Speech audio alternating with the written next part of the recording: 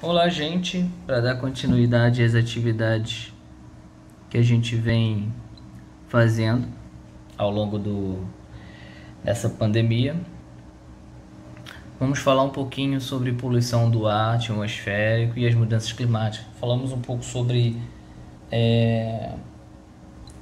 atmosfera na atividade anterior, é um vídeo do Fantástico sobre o que seria a atmosfera. Agora vamos falar um pouquinho sobre esse ar atmosférico e as mudanças que ocorrem no clima devido à poluição dessa atmosfera, tá bom? Primeira imagem, a gente observa o nosso planeta lindo. Acima dele, a parte mais escura seria já o espaço sideral. Essa camada intermediária, que ela vai ficando, é uma camada bem fina, ela vai ficando cada vez mais escura conforme vai se afastando da superfície do planeta. Ela começa branquinha, vai ficando azulada, roxa, até escura. É a nossa atmosfera. Ela é um conjunto de gases, basicamente nitrogênio e oxigênio, e outros gases, que a gente vai falar um pouco sobre eles. E essa camada é fundamental para a vida, como evoluiu até então, como a gente conhece hoje. Se você tem uma mudança muito brusca nessa atmosfera, a vida vai sofrer uma mudança muito brusca. Não estou falando só a vida humana, não. A vida humana, mas também os outros animais e outros vegetais. A gente tem algumas camadas do lado direito, só a título de curiosidade: troposfera, estratosfera, mesosfera, termosfera e exosfera. Troposfera de 0 a 10 km de altitude, onde nós vivemos. Onde a gente tem a maior concentração, graças a esse efeito de gravidade que vai puxar todos esses gases para próximo da superfície. Então a gente tem a concentração maior aí, e cada vez que a gente vai subindo, vai elevando essa altitude, a concentração diminui bastante. Então a gente tem a poluição atmosférica, os principais gases: dióxido de carbono, alguns óxidos de carbono também, metano e ozônio. Eles advêm basicamente das atividades humanas, principalmente agricultura, pecuária, indústria, nossa forma de produzir energia, transporte, ok? As fábricas, a gente tem aí Complexo Petroquímico de Caxias como exemplo, mas também a gente também tem em Caxias essa rodovia Washington Luiz, a principal, onde passam muitos carros, caminhões, ônibus, motos, e tudo isso gera uma quantidade de poluentes muito grande, muito grande. E esses poluentes, esses gases, vão se acumulando na atmosfera e modificando um pouco, aumentando, na verdade, a concentração desses gases na atmosfera, que pode gerar um problema. Para além do problema respiratório, problema de saúde que a gente pode ter, provavelmente quem mora próximo a esses locais altamente poluidores sofre mais de doenças respiratórias do que as pessoas que moram em lugares com essa concentração menor, mas no geral, no planeta como um todo, a concentração está aumentando desses gases que a gente chama poluidores. E esses gases ele vai alterar uma dinâmica do planeta que a gente tem em alguns milhares de anos, milhões de anos, até bilhões de anos, que é a concentração desses gases na atmosfera. Esses gases que compõem aí o nosso ar. Por quê? Se nós tirássemos a atmosfera, o planeta Terra sem atmosfera, basicamente como a Lua, a nossa temperatura seria em torno de menos 15, dependendo do lugar, menos 30, de média, tá? Então seria abaixo de zero. Então seria um planeta congelado. O que mantém a temperatura do planeta conforme a gente observa nos dias de hoje? É a atmosfera. A atmosfera ela acaba, claro, primeiramente o Sol, depois a atmosfera, que ela acaba concentrando uma parte desse calor. O que acontece na Lua, por exemplo? Os raios solares batem na superfície e é refletido. Não fica preso, ok? Não tem uma camada de gases, de ar que prenda esse calor. Já a Terra não, a Terra tem atmosfera. Vênus tem uma atmosfera muito mais densa, então lá é muito mais quente, porque esse efeito que vai gerar, que a atmosfera cria de estufa é maior em Vênus, aqui é menor e permite a temperatura aí de entre 15 e 25 graus de média, tá, gente? De média. Claro, pode ir além, como pode ir para uma temperatura menor também, mas de média é isso aí, de 15 a 25 graus. Em Vênus, como o efeito estufa é muito acelerado, muito mais forte do que aqui, a gente tem em torno de 400, 500 graus Celsius.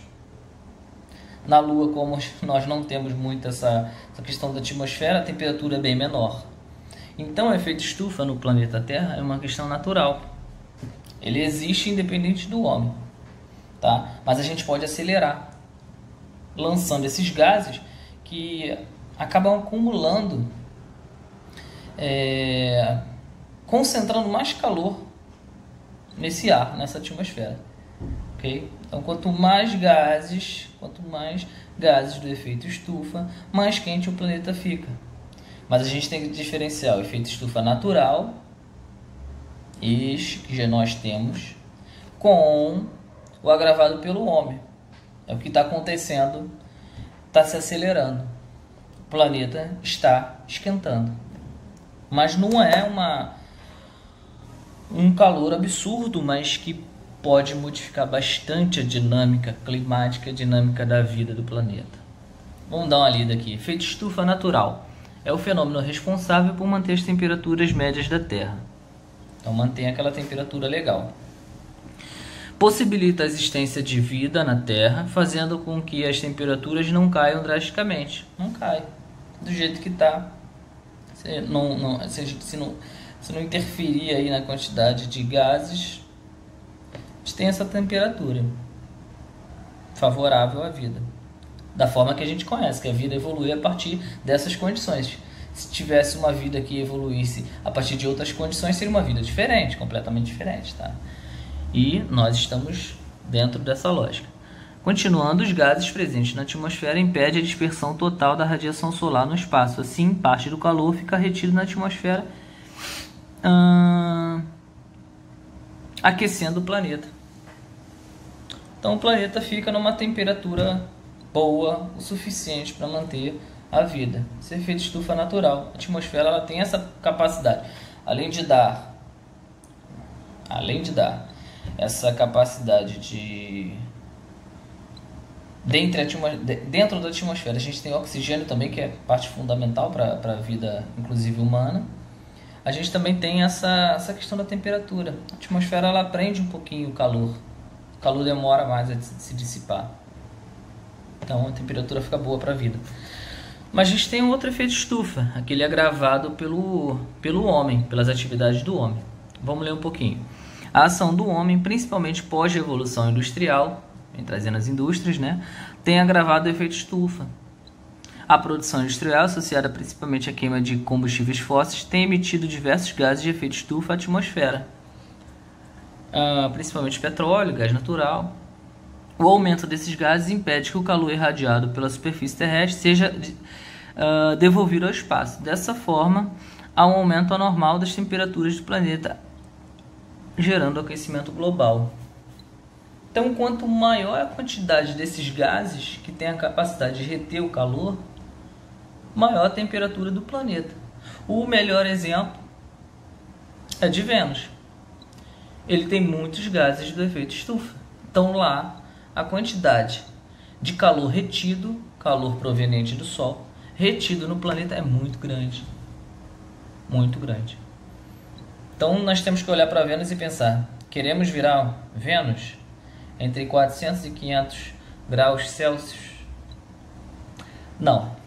E para isso, o que a gente pode fazer?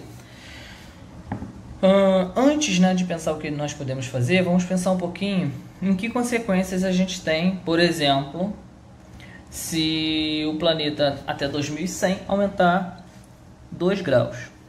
De média, tá? De média. Faz uma média aí, aumentar 2 graus. Primeiro, derretimento das calotas polares. Derreteu as calotas polares, você tem um aumento do nível do mar. Aumentou o nível do mar, as cidades costeiras podem sofrer inundações. Agravamento da crise alimentar. Por quê? Se vai ficar mais quente, além da temperatura aumentar, o clima vai ficar um pouco mais confuso. Onde não tinha seca, vai ter seca. Onde tinha seca, vai ter muita chuva. Lugares, verões com muito calor, invernos muito rigorosos. Okay? Mas na média a temperatura aumentou. Mas a gente vai ter toda essa questão. E o que acontece com os alimentos? Está falando aí do agravamento da crise alimentar. Se você tem uma mudança muito brusca no clima, você tem uma mudança na dinâmica da agricultura também. Porque o alimento ele precisa de uma lógica climática contínua. Se você tem uma mudança, você começa a perder produção. E perder produção significa você ter um problema de alimentação da população global. Imaginem vocês a quantidade de problemas outros que podem advir disso aí, tá? Extinção de espécies e crise no ecossistema. Claro, se você, por exemplo, derrete as calotas polares, o urso polar vai sobreviver em que lugar? Não só o urso polar, outros animais eles precisam de uma temperatura correta para sobreviver. Se você tem essa modificação, você vai ter uma extinção de espécies e vai ter uma crise geral no ecossistema. Ok? Vai ter perda de zonas habitadas. Com essa lugares com secas prolongadas, outros locais com aumento do nível do mar. Então você tem uma perda de área onde as pessoas moram bastante grande. E uma crise migratória, porque as pessoas vão sair desses lugares e vão querer ir para outros lugares. Não vai ser possível ficar ali. E para os lugares que vão receber essas pessoas, vai começar a gerar um mal-estar, xenofobia, aversão, né? Essas pessoas que estão chegando de outros lugares. A gente tem as crises de migração hoje e já percebe como é complicado. Essa população vinda de lugares distantes em quantidade, como gera problemas diversos. A gente tem a escassez de água. Se você vai ter seca, a dinâmica da chuva pode mudar. Se antes chovia muito no Brasil, vai começar a chover no oceano. E como você vai fazer para obter água? Tivemos problemas agora em janeiro com a água do Rio de Janeiro, né? E um problema grave, mas nada comparável ao que a gente está falando. A gente já entrou numa crise danada, né? Imagina se você tem falta de água de fato. Não só para o consumo humano, que é importantíssimo, mas também para outras atividades também humanas, mas que não é diretamente do consumo, né? De beber água, tomar banho. Mas para produzir água para a indústria, para a agricultura, para produzir nossos alimentos. E aí, então a escassez de água é um problema. Inundações. Se você vai ter variação do clima muito grande, porque você vai ter aumento de temperatura, algumas áreas onde não tinha inundações podem começar a ter. Outras áreas onde, como o Rio de Janeiro, já tem inundação, pode aumentar. Então, janeiro, fevereiro e março, para o Rio de Janeiro, por exemplo, para Caxias, a quantidade de chuva pode ser muito maior, causando inundações, até com o aumento do nível do mar. Por outro lado, né?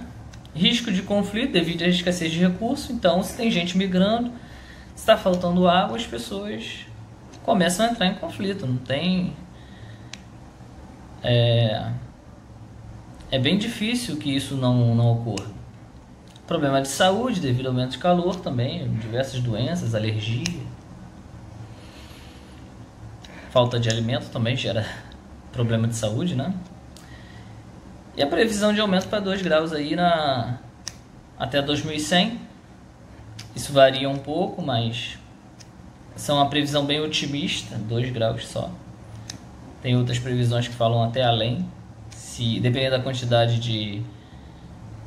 de gases de efeito estufa que a gente lança na atmosfera. Então, esse é o problema da nossa geração. Esse é o problema que a gente tem que, além de corona e tal, enfim, é um problema que temos que nos preocupar, forçar aí os governos nacionais a entrarem em um acordo para reduzir essas emissões de várias formas, na verdade. E quais formas que a gente pode ter ou fazer para reduzir? É importante individualmente a gente andar menos de carro, fazer mais percursos a pé, até para questões da saúde, de bicicleta, enfim, é importante, mas essa é uma pequena parte do problema, porque tem a parte maior, é a parte mais geral. Por exemplo, não depende só de mim e de vocês. A gente tem um investimento em transporte coletivo para diminuir essa dependência das pessoas do transporte individual. Se você tem um bom transporte que vai levar você até o trabalho, à escola, ou a outros lugares, ao médico, enfim, ao curso, um transporte confiável, que não seja demorado, que não seja lotado, barato, as pessoas vão começar a usar esse transporte, ao invés de ficar utilizando carro, ok? Então, nós temos que investir mais em transporte coletivo, porque uma pessoa dentro de um carro gera um impacto, um lançamento de gases do efeito estufa maior, bem maior do que uma pessoa dentro de um ônibus. Se todo mundo que vai de ônibus para o trabalho resolver ter um carro, a gente vai ter um aumento desse lançamento aí desses gases, principalmente nos escapamentos dos carros, né? E para a produção dos carros também, você acaba gerando, você precisa de energia, matéria-prima. Você precisa de fontes de energia renováveis também. O Brasil ele tem algumas fontes de energia, principalmente a hidrelétrica, que é considerada limpa, entre aspas, mas a maior parte do mundo queima carvão, gás natural, e isso acaba lançando esses gases. Então, fontes de energias renováveis, termoelétrica, mas não a termoelétrica que queime carvão, né? Hidrocarbonetos como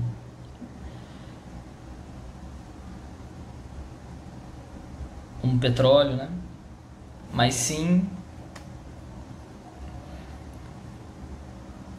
usar a energia, placas solares, a energia do vento, a energia das marés. Temos um conjunto aí de solar, né? Até falei.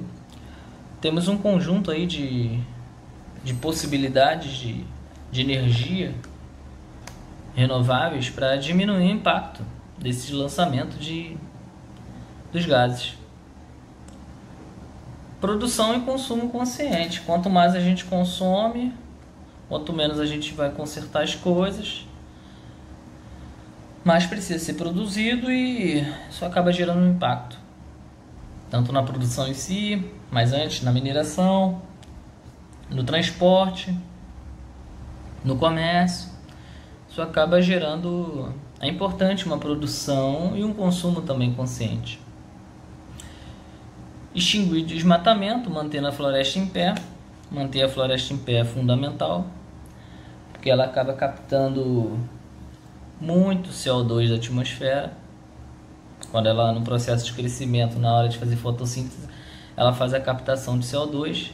Okay?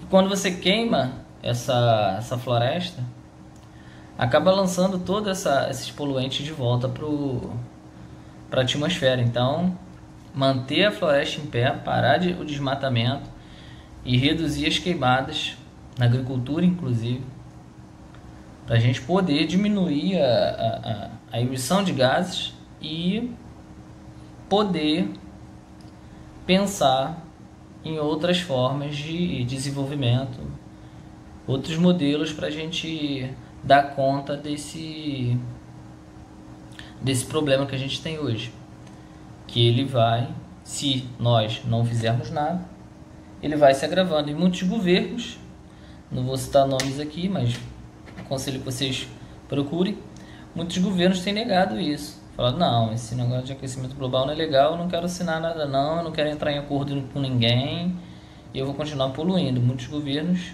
têm pensado assim. Mas isso é um problema enorme, principalmente para a nossa geração e para a próxima principalmente, que vai pegar essas mudanças. Então a gente tem que escolher representantes que pensem o aquecimento global como uma questão séria. Okay? Então basicamente é isso. Era isso que eu queria apresentar para vocês, para poder completar a nossa aula sobre efeito estufa. E vou estar deixando uma outra atividade.